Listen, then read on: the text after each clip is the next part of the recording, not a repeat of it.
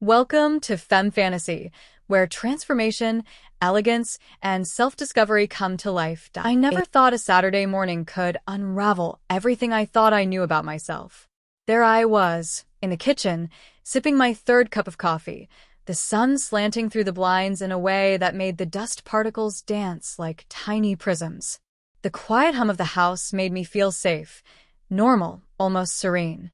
And then I heard it, a sharp, incredulous gasp from the bedroom. I froze. My wife, Carol, was standing there, holding something in her hands, and her expression was a mix of amusement, disbelief, and something else I couldn't quite name. She held up a delicate black lace bra, the one I'd thought was buried at the very back of the drawer, safely hidden. "We need to talk," she said. And just like that, the ordinary rhythm of my life fractured. I tried to laugh it off, nervously, fumbling with my coffee mug as if it could shield me. "It's, not what it looks like," I said, though I knew it didn't sound convincing. Not even to myself. Carol didn't smile. She just stood there, holding the lace like it was a small, strange animal she wasn't sure she wanted to keep. "You've been keeping these for years," she said finally, her voice calm but edged with curiosity. "And you never thought to tell me?" I swallowed hard. The truth was, I had kept them because they made me feel lighter, softer, somehow more like myself than I had in decades. But confessing that to the woman I'd spent 40 years with, the woman who had loved me through midlife crises, career changes, and our kids' endless drama, felt terrifying. I don't know," I stammered. "I guess I didn't think it mattered. I didn't think it was real." Carol tilted her head, studying me. "Well," she said finally, "maybe it is real. But maybe you need to stop hiding it. Or maybe you need to show it." I laughed nervously, the kind of laugh that cracks at the edges because it's trying to hold back panic. "Show it? To who?" "To me. And maybe to the bridge club," she said, a mischievous glint in her eyes that made my stomach flip. Bridge club. Our weekly ritual with the other retired ladies from the neighborhood. A gentle, competitive, tea and cookies kind of gathering that I had always assumed I'd attend as the supportive husband, the quiet observer. The thought of stepping into that room in anything resembling her lingerie made me want to disappear. But Carol's gaze didn't waver. She placed the bra back in her hand, and with a small, knowing smile, she said, "If you're serious about being honest, about embracing this part of yourself, then you'll do it." Saturday afternoon. Bridge club. Full disclosure. I nearly choked on my coffee. "You're joking." "I'm deadly serious," she said, the corners of her mouth twitching like she was enjoying every second of my internal panic. Or I'll call it selective fashion appreciation. But either way, the choice is yours. And there it was. My world had tilted slightly off its axis. That quiet, predictable Saturday morning had transformed into a crossroads. Stay hidden, stay ordinary, or step into something terrifyingly vulnerable, beautifully liberating, and, if I was honest, even a little thrilling. I set down the mug, feeling the heat from the coffee seep into my hands as if to anchor me. My chest tightened with fear, but beneath it, an unexpected thrill flickered. I didn't know what awaited me on the other side of this decision, but for the first time in a long time, I felt a tiny pulse of possibility. Carol reached out and placed her hand over mine. "Whatever you decide," she said softly, "I've got you." And somehow, that made the next step seem just a little less impossible. The hours between that morning and the bridge club felt like a strange kind of limbo.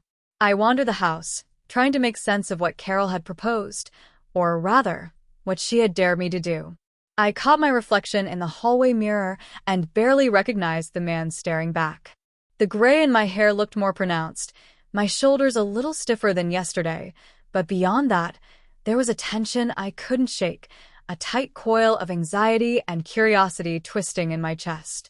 I found myself in the bedroom again, standing in front of the drawer.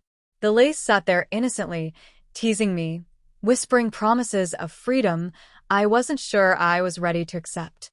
Picking it up, I felt the texture between my fingers, and a strange warmth spread through me. It wasn't embarrassment this time, it was anticipation. Carol entered quietly, carrying a tray with tea. She placed it on the nightstand and sat on the edge of the bed, watching me with that calm, unwavering gaze. "You don't have to do this, you know," she said. "But I think you want to deep down." I sat beside her, feeling the tea's warmth seep into my palms, giving me a fragile courage. I don't even know where to start," I admitted. "How do I be like this?" She smiled, a gentle, reassuring smile that had gotten me through decades of life's chaos. "Start where you are. Clothes, posture, mindset, whatever makes you feel right. And remember," she added, tilting her head, "it's not about anyone else. Not the bridge club, not me. It's about you." Her words were both comforting and terrifying. Me. Just me, stripped of decades of expectations, societal norms, and self-imposed limitations. The thought of it made my chest tighten, my stomach flip. And yet, underneath all the nerves, there was a spark of something I hadn't felt in years: excitement. I decided to start small. The bra first. I slipped it on, awkwardly, fumbling with the clasps as if my fingers had forgotten how to do this basic motion. Carol stood behind me, her hands hovering in readiness, offering guidance without judgment. "That's it," she said softly. "Slowly. Just feel it." I felt silly at first, the lace pressing against my chest, alien and intimate all at once. But then something shifted. I straightened my back, lifted my chin, and for the first time in decades, I felt a sense of alignment with myself that I hadn't realized I was missing. It was subtle, like a gentle breeze brushing away cobwebs. Next came the skirt, a soft, flowing piece that Carol had picked out, a conservative style, nothing too daring. She held it up to me, and I hesitated. The fabric was smooth against my fingers, almost hypnotic in its elegance. With a deep breath, I stepped into it, feeling the unfamiliar sway around my legs, the way it shifted with my movements. "You look like yourself," Carol said, smiling. "The truest version of yourself I've ever seen." Her words were electric. I glanced at the mirror and blinked. The reflection was familiar, yet new, a blend of the man I had been and the person I was discovering. The fear had not vanished, but it had morphed into anticipation, a whisper of daring, of adventure, that I hadn't felt since I was much younger. And then came the shoes.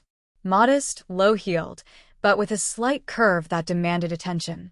I slipped them on, feeling the balance shift, the unfamiliar weight of confidence settle into my step. Carol clapped her hands softly. "Now walk," she encouraged. I did, slowly at first, then with more assurance. Each step carried a strange thrill, the thrill of doing something so utterly, terrifyingly mine. By the time the tea was finished, I was ready. Bridge Club awaited, and with it, a room full of people who had never imagined seeing me like this. My heart pounded, but beneath it, a quiet resolve had taken root. I wasn't hiding anymore. I was stepping forward, and in that moment, I understood something profound. Fear and liberation could coexist. One did not cancel out the other. They could dance together, creating a tension that was both exhilarating and transformative. Carol reached for my hand. "Ready?" she asked. I nodded, gripping hers tightly. "Ready," I said. And with that, we walked out the door, the sunlight catching the edges of the lace and fabric, turning a simple Saturday into the start of something extraordinary. The drive to the Bridge Club felt surreal. Every turn of the wheel, every familiar street corner, seemed charged with tension and possibility.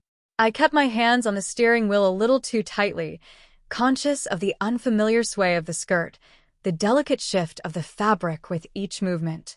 Carol sat beside me, calm and serene, a steady anchor in the storm of my own nerves. "You'll be fine," she said gently, reaching over to squeeze my hand. "Everyone knows you. You're the same person, just exploring a new layer." I wanted to believe her, and part of me did. But another part, the part that had spent decades blending into the background, was terrified. What would people say? What would they think? And most of all, would they see me, really see me, or just the clothing and the shock of it? As we pulled into the familiar parking lot, my pulse quickened. I could see the bridge club members milling about, chatting in pairs, setting up tables with cards and score sheets. My stomach tightened. There was no turning back now. Carol leaned toward me, whispering, "Remember, this is your choice. Own it." I took a deep breath, and with that we walked inside. The room went quiet for a fraction of a second. And then, laughter, murmurs, a ripple of surprise. Eyes widened, mouths half smiling, half expressing disbelief. But what struck me most wasn't the initial reaction. It was the curiosity, the acceptance, the sheer humanity of it. These were people I had known for years, and yet today they were seeing me differently. And strangely, it didn't feel like rejection. It felt like revelation. "Martha, is that really you?" someone asked, her voice a mixture of amusement and wonder. I realized immediately that reactions like this were inevitable, but I also realized I didn't mind being visible. Not anymore. Carol gave me a subtle nod, an unspoken cue. "Go on. Be yourself." So I did. I approached the table, feeling the lace at my chest, the fabric of the skirt brushing my legs. I greeted everyone, smiling nervously at first, then with more ease as I saw their genuine interest rather than judgment. I explained lightly, "I'm trying something new today. I hope you don't mind." The room was quiet again, and then laughter, warm, inviting, not cruel. One woman even said, "Well, it's about time someone shook things up around here."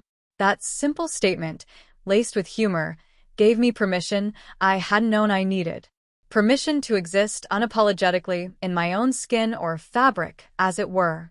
The first few rounds of bridge were tense. My hands shook slightly as I picked up the cards, my mind occasionally drifting to the sensation of the skirt, the lace, the sheer novelty of the experience. But the more I played, the more I settled into the rhythm of the game, of conversation, of connection.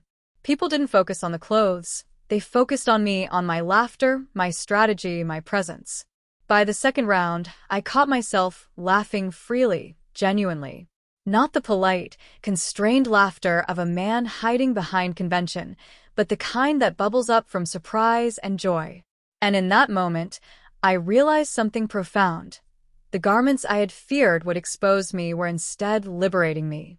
They were giving form to a side of myself I had neglected, ignored, even denied for decades. Carol watched me from across the room, her eyes soft, proud. Her support was quiet, unwavering, a steady current beneath the playful chaos of my nerves and the room's initial shock. And in her gaze, I saw the reflection of someone who had known me so well, loved me so fully, that nothing, even a lace bra or a flowing skirt, could change the essence of our connection. When the final hand was played and the scores tallied, someone joked about me being the wild card of the day. The room erupted in laughter, and I laughed with them, the tension that had gripped me all morning dissolving into something lighter, almost buoyant.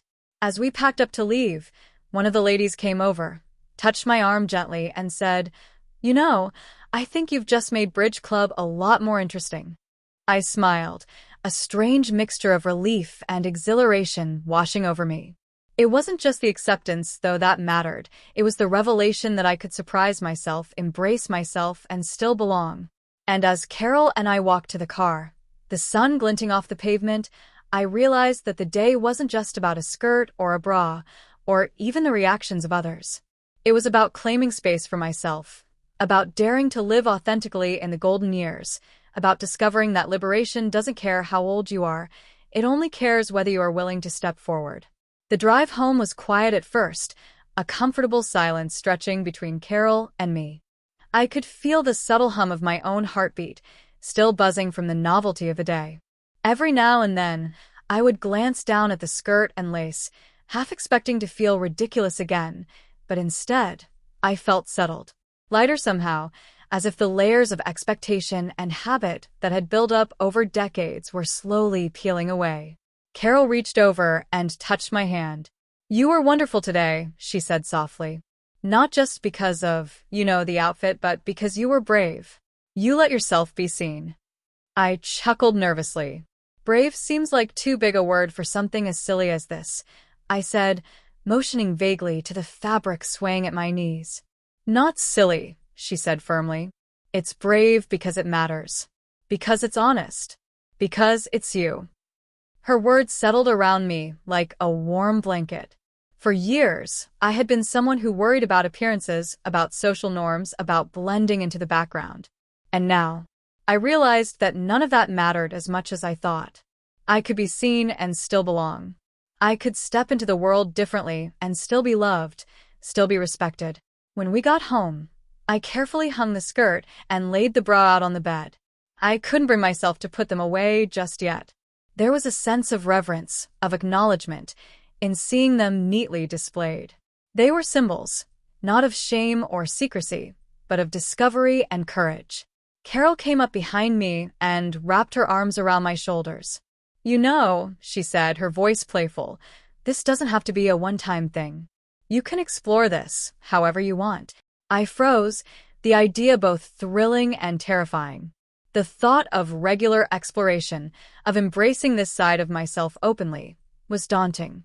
Yet, beneath the fear, a deep sense of curiosity and possibility stirred. What else had I been hiding, not out of shame, but out of habit? What other layers of myself had I tucked away, waiting for the right moment to emerge?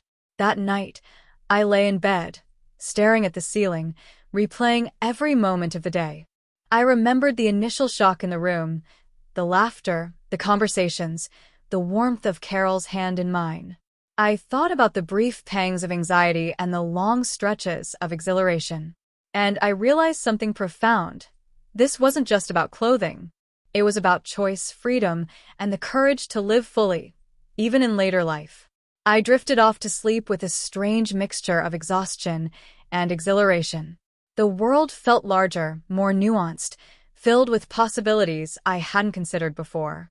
And in that quiet darkness, I made a promise to myself to continue exploring, discovering, and embracing the parts of me I had long neglected.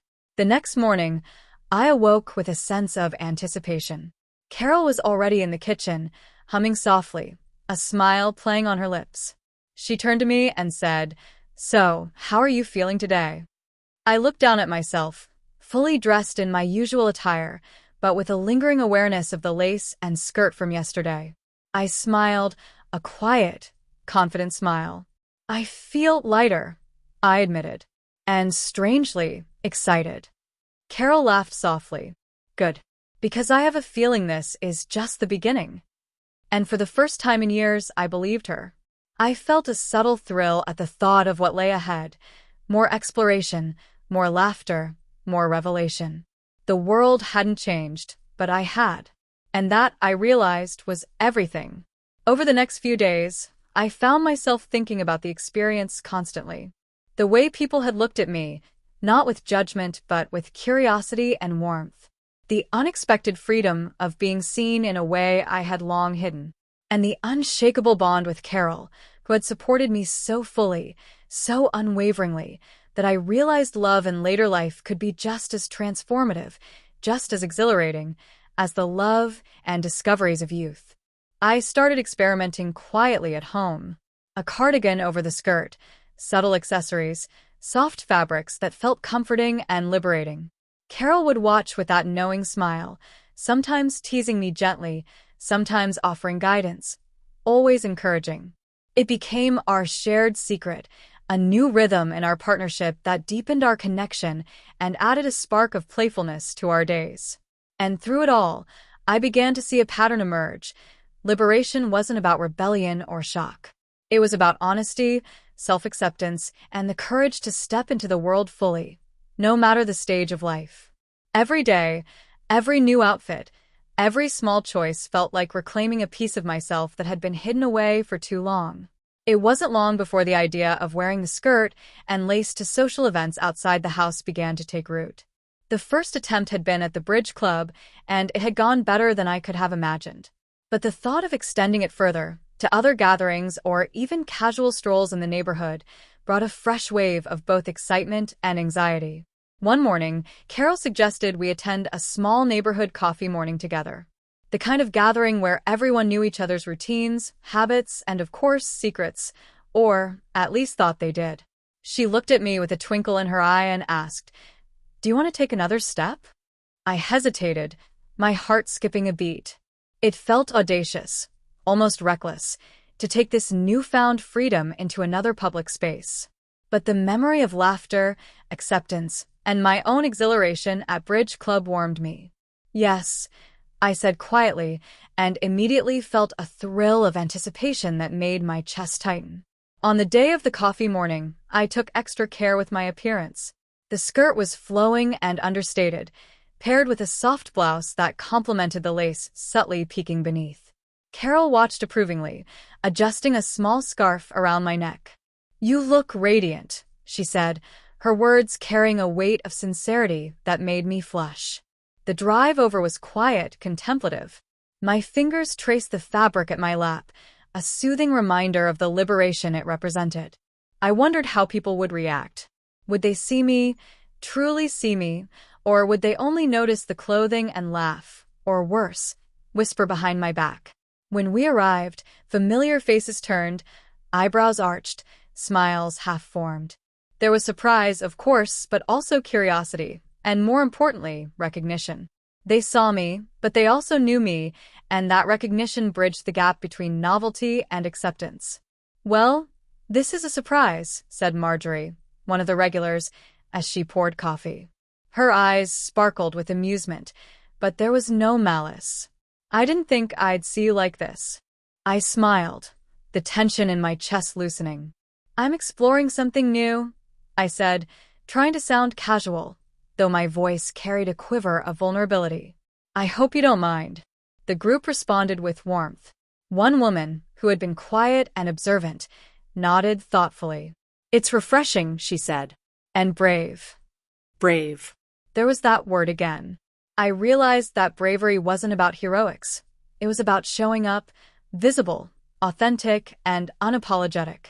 And in that small, cozy room, surrounded by people I had known for years, I felt a profound sense of liberation that was intoxicating. As we sipped coffee and exchanged stories, I noticed subtle shifts in myself. I laughed more freely, gestured without restraint, and even caught myself sitting with a posture that felt unapologetically feminine in its elegance. Carol caught my eye across the table, smiling quietly, and I felt a wave of gratitude so intense it brought tears to the edges of my vision. She had not only supported me, but had gently guided me toward discovering a side of myself I had long denied. Later, as we walked back to the car, I realized that each step in this journey, each daring choice, each small display of authenticity, was reshaping my understanding of identity, love, and the possibilities that came with age. Society had taught me to slow down, to conform, to hide eccentricities under layers of routine. But now, decades later, I was learning that the rules I had lived by were not mandatory. They were optional. And more than that, I was learning that liberation didn't have an expiration date. I could explore, experiment, and even play in ways that felt profoundly satisfying, without fear or shame. Age had not diminished possibility. If anything, it had refined it, offering perspective, patience, and a courage born not of recklessness, but of lived experience. By the time we got home, the experience had left me exhilarated and reflective. I hung the skirt and blouse neatly, feeling a sense of reverence. These items had become symbols, not of secrecy or embarrassment, but of self-discovery, joy, and courage. Carol followed me into the bedroom and placed her hand on my shoulder. "You did wonderfully today," she said, "and I think you're just getting started." I nodded, a quiet smile tugging at my lips. There was fear, yes, but it had softened into something else. Excitement, possibility, and an unshakable sense that I was stepping fully into the years ahead. Not with hesitation, but with intention, authenticity, and even a little flair. For the first time in decades, I understood that life wasn't over at this stage. It was simply entering a new chapter, one in which self-expression, discovery, and liberation were not only possible, but deeply, profoundly rewarding. Over the next few weeks, a rhythm began to emerge. It wasn't rigid, nor forced. It was gentle, almost playful. Some mornings, I would experiment with subtle additions, a soft scarf, a delicate bracelet, even the faintest hint of nail polish. Carol would watch, her eyes twinkling, occasionally teasing, always encouraging. One afternoon, she suggested something bold, attending a community lecture in the town hall. It was a well-known event, attended by familiar faces, but also a few strangers. My stomach churned at the thought. "Are you serious?" I asked, my voice betraying both fear and anticipation. "Absolutely," she said. "You've done bridge club and the coffee morning. This is just another step. You'll be fine." I hesitated, then slowly nodded. The anticipation was like a current running through my chest, mixing nerves with exhilaration. Over the years, I had grown accustomed to routine and comfort. Routine was safe, comfort was predictable. But this was discovery, and discovery demanded courage. I carefully chose my outfit, a soft, knee-length skirt, a blouse with subtle lace trim, and a light cardigan. The shoes were simple, low-heeled, but elegant. I felt visible. Exposed, perhaps, but in a way that felt liberating rather than humiliating. On the drive over, Carol reached for my hand. "Remember," she said softly, "this is about being yourself. No one else can do it for you." I nodded, feeling the weight of her words sink deep. She was right. This wasn't about shock value or rebellion. It was about authenticity, about honoring a part of myself I had long ignored. The lecture hall was quiet, the hum of conversation punctuated by polite greetings. As we entered, I felt eyes turning toward me, some familiar, some new. My heart raced, but I drew strength from the memory of bridge club, the coffee morning, and the countless small victories in between. The murmurs were brief. A few raised eyebrows, a few curious glances. But then the room resumed its rhythm. People were interested, yes, but not judgmental. They were polite, engaged, and some even smiled, offering subtle nods of acknowledgement. During the lecture, I noticed myself sitting taller, listening more attentively, and even participating in discussion without hesitation. The fabric at my wrists, the lace peeking beneath the blouse, felt like armor, not a barrier, but a shield that allowed me to inhabit my own identity fully. Afterward, a few attendees approached me, curious but friendly. One woman, in her 70s like me, smiled warmly. "I admire your courage," she said. "It takes confidence to show the world who you really are, especially at our age." Her words hit me profoundly. Courage wasn't just for youth. It wasn't for dramatic gestures or headlines. It was for moments like these, quiet but transformative, lived fully and with intention.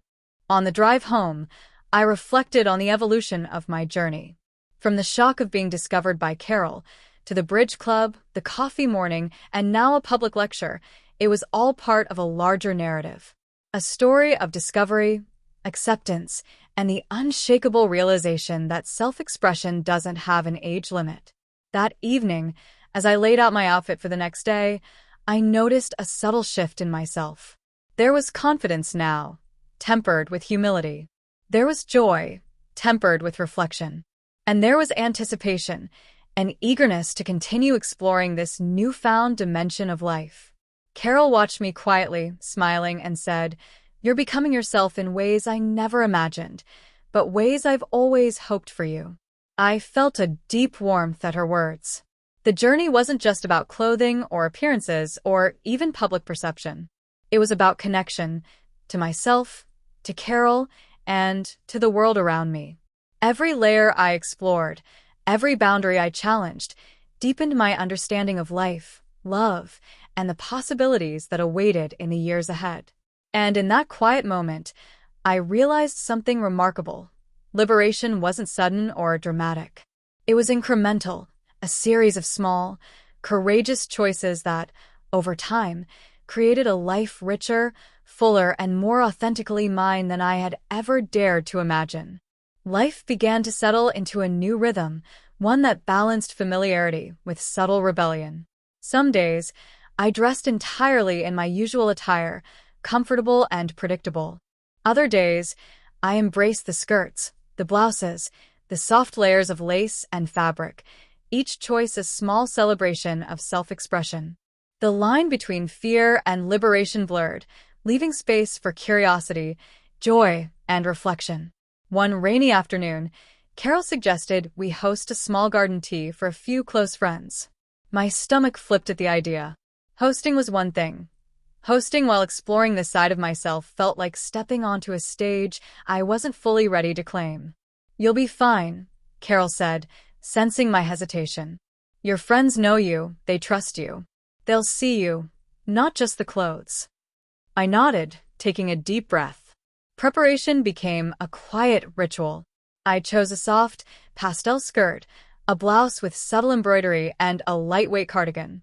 Each piece felt deliberate, comforting, and elegant. I even experimented with a delicate necklace Carol had given me, a small touch that felt both daring and affirming. When our friends arrived, there was the briefest moment of surprise. Eyebrows raised, smiles twitching, but then the conversation flowed. The tea was poured, the biscuits passed, and laughter filled the room. I felt a rare combination of pride and vulnerability, proud for stepping fully into myself, vulnerable because for the first time, the world could see this part of me in its entirety. One of our friends, an artist, commented on the elegance of my outfit, gesturing toward the embroidery on my blouse. "It's beautiful," she said softly. "It suits you." I felt warmth spread through me. Suitability had always been a source of anxiety. Would I fit? Would I blend? Would I be judged? Now, I realized that suitability wasn't about conforming, it was about authenticity. When I embraced myself fully, the world responded differently. As the afternoon continued, Carol and I shared quiet glances across the table, communicating without words. Our partnership had deepened in ways I hadn't anticipated. This journey wasn't just mine, it was ours. Her unwavering support, her gentle guidance, and her ability to challenge and reassure me simultaneously had created a space where liberation was not only possible, but inevitable. Later, after our friends had departed, we sat in the garden, the rain softening to a drizzle. "You are radiant today," Carol said, her voice carrying a mixture of pride and tenderness. "And I think they felt it too. They felt you." I smiled, feeling a quiet truth settle within me. The external reactions mattered, yes, but they were secondary. What truly mattered was the internal shift, the acknowledgement that I could inhabit my own identity fully, without fear or apology. In the evenings, I began keeping a small journal, a quiet record of each experiment, each victory, each moment of vulnerability and discovery. Writing became another form of liberation, a way to reflect on the intricate interplay of appearance, emotion, and identity. I documented the exhilaration of bridge club, the warmth of the coffee morning, the confidence at the lecture, and the delicate joy of the garden tea.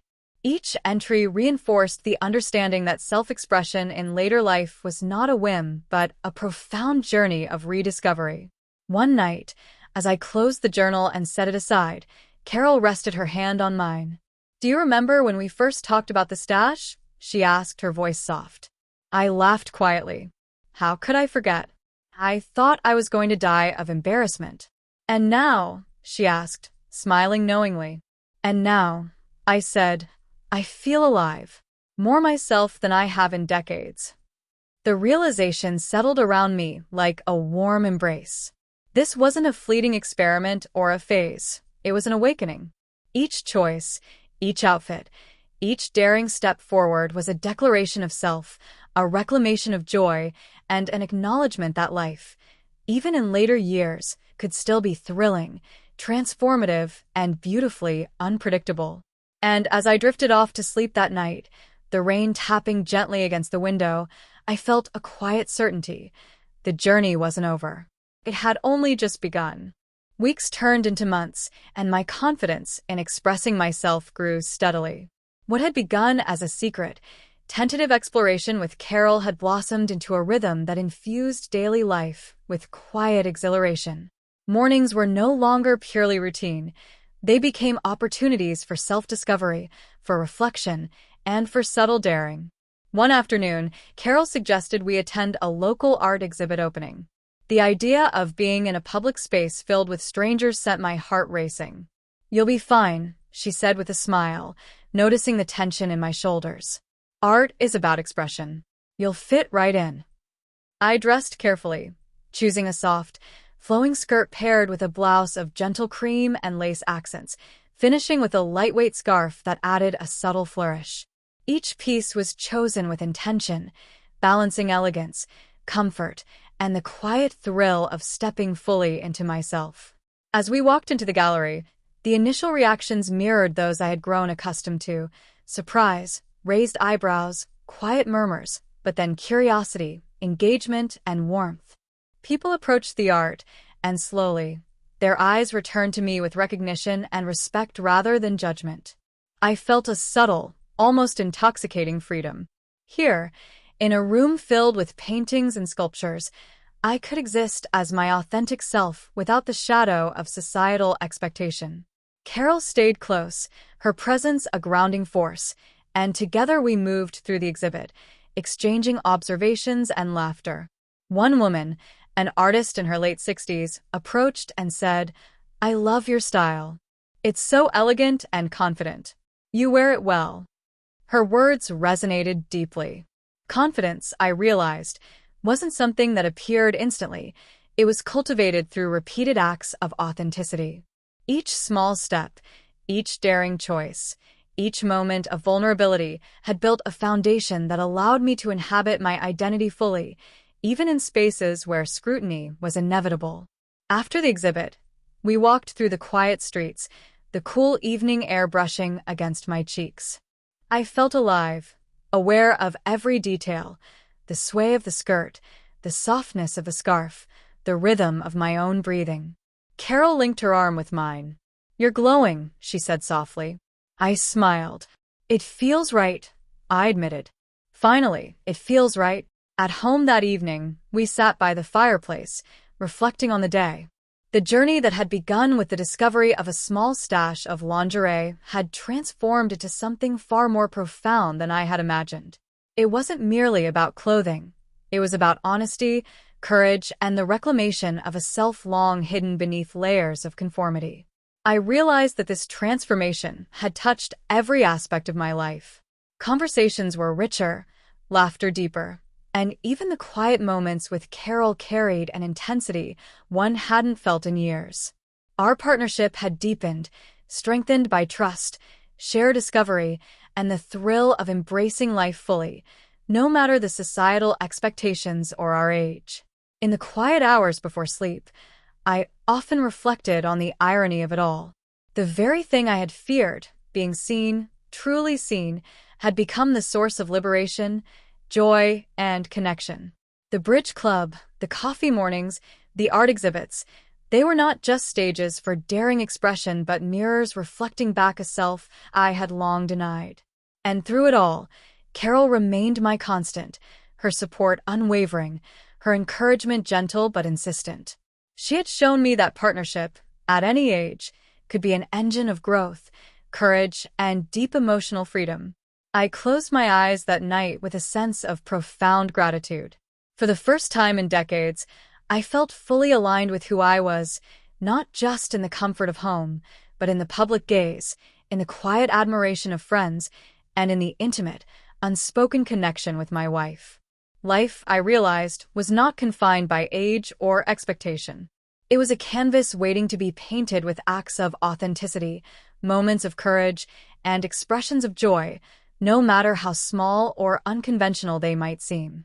And as I drifted into sleep, the soft glow of the fire fading behind me, I felt certain of one thing: the journey of discovery was far from over, and the best chapters of my life were still waiting to be written. By now, what had once felt daring and risky had become a natural, almost comforting rhythm in my life.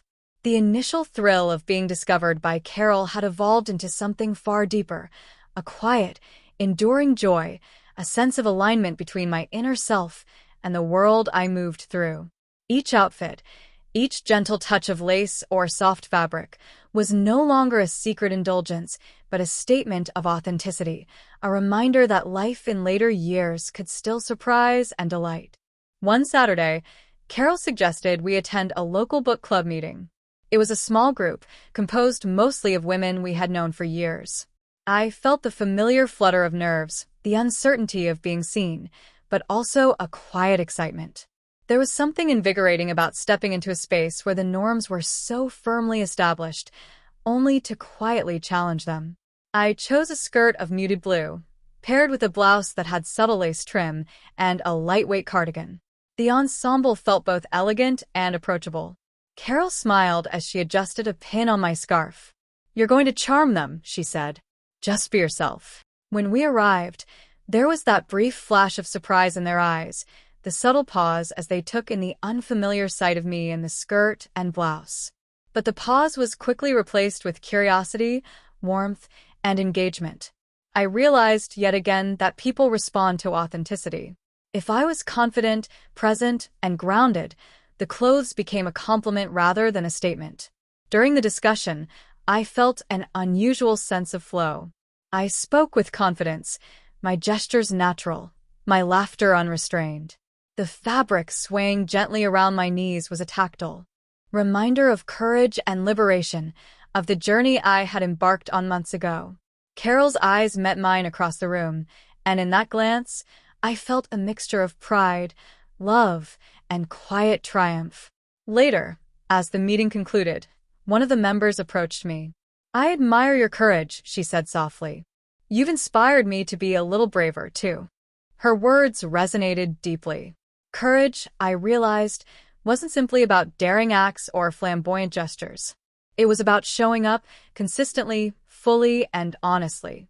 The accumulation of small, deliberate choices had reshaped my understanding of myself, my identity, and my capacity for joy. Walking home with Carol, the streets bathed in the soft light of late afternoon, I reflected on how far I had come. What had begun as a secret stash, a hidden indulgence, had evolved into a practice of self-expression, emotional liberation, and partnership. Each social outing, each deliberate choice, had reinforced the truth that age was no barrier to discovery, delight, or authenticity. At home, I carefully hung the skirt and blouse, reflecting on the journey that had brought me here. It was more than fabric and lace. It was courage, curiosity, and the unwavering support of a partner who believed in me even when I hesitated to believe in myself. Carol joined me in the bedroom, her expression thoughtful. "You know," she said, "this journey has been as much about us as it has been about you. I feel closer to you than ever before." Her words filled me with warmth. Indeed, the transformation wasn't just personal, it had reshaped our relationship. Shared discovery, vulnerability, and courage had deepened our connection in ways I hadn't anticipated. It was a reminder that partnerships could evolve, grow, and flourish even decades into marriage, if nurtured with love and understanding. As I lay in bed that night, reflecting on the book club, the laughter, the subtle glances, I realized that liberation was no longer a fleeting thrill. It was a practice, a series of small, brave choices that transformed ordinary life into something vibrant, playful, and deeply satisfying. I drifted to sleep with a quiet, confident sense of self, knowing that each day offered another opportunity to explore, to reveal, and to embrace the fullness of life, even in ways society might not expect, even in ways I had never imagined for myself. The months that followed felt like living inside a slow, beautiful revelation. What had begun with the accidental discovery of a stash of lingerie had transformed into a journey of self-discovery, courage, and unexpected joy. Each day brought choices, subtle or bold, and with each choice, I felt more fully myself, more alive than I had in decades. One morning, Carol suggested we attend the annual neighborhood gala. It was a formal event, widely anticipated, with families, friends, and neighbors gathering in a hall adorned with twinkling lights and soft music. My chest tightened at the thought. Public visibility, at this scale, felt daunting. Yet beneath the anxiety, There was anticipation, a thrill of finally claiming space fully, without fear, without apology. I chose a soft, flowing skirt in a muted rose tone, paired with a lace-trimmed blouse and a lightweight cardigan. Simple, elegant, and undeniably me. Carol smiled as she adjusted a scarf at my shoulder. "You're radiant," she said softly, "and more importantly, you're ready." Arriving at the gala, the reactions were instant. Heads turned, eyebrows lifted, whispers rippled through the crowd. But instead of fear, I felt a steady calm. Each glance, each murmur, reminded me that being fully seen was not shameful, it was liberating. My posture straightened, my voice steadied, and my laughter rang clear across the hall. Old friends approached me with warmth, commenting on my outfit with curiosity and admiration. Some asked questions, genuinely interested. Others simply smiled and nodded, offering quiet acceptance. For the first time, I realized that visibility did not diminish belonging, it enhanced it. I was no longer hiding, and the world responded in kind. Carol stayed close, her hand resting lightly on mine, a steady reminder of our shared journey.